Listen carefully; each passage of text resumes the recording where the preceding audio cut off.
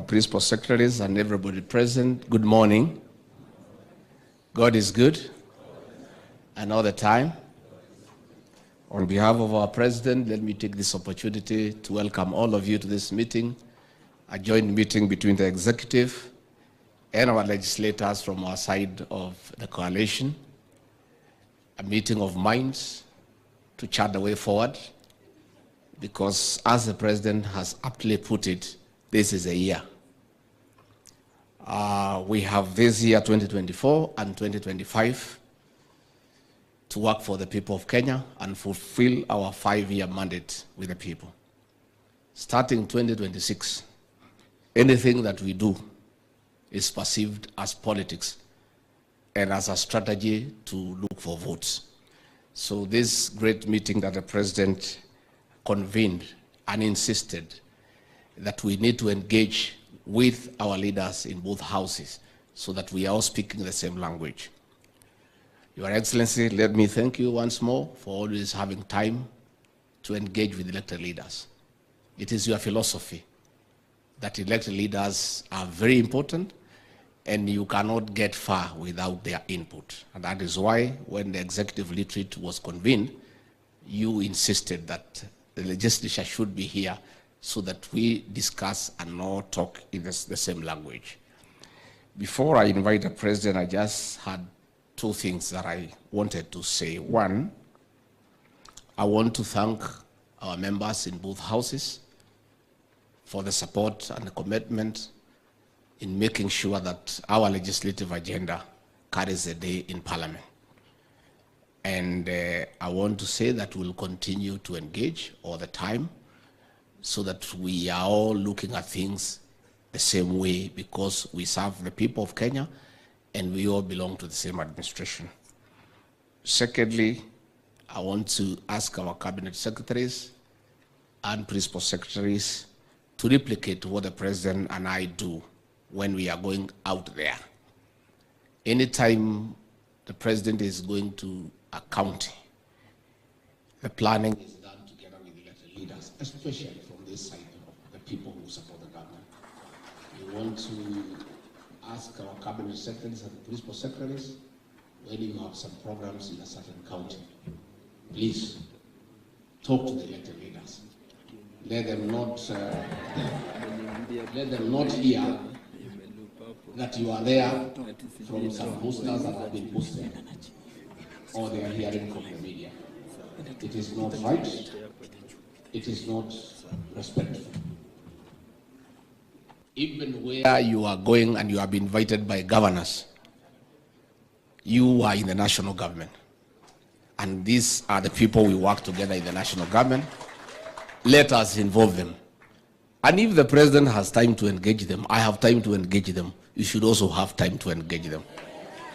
And I also want to plead with our CSs and our PSs, don't relegate consultation of elected leaders to your personal assistants.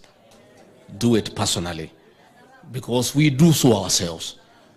When we are going out, the president creates a day to engage with leaders from that region, understand the issues, agree on the program, and everything is very seamless. I do the same. So let us from here have time to talk to elected leaders, because it is the right thing to do. Again, we also want to ask the leadership of Parliament to also consider, much as you have the role to oversight government and call our ministers to Parliament, sometimes it becomes very difficult for us to work because our ministers are perpetually in the House, in different committees. I think Your Excellency will request a meeting with the leadership so that we agree on how to balance between ministers appearing in Parliament to answer questions and also be available to serve.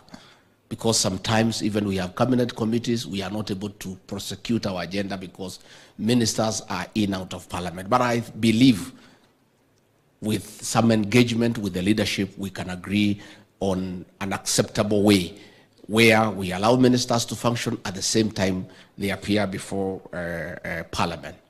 Finally, on the national government constituency development fund, our members, you know for sure, and it's not a secret, that our courts wanted to do away with this fund.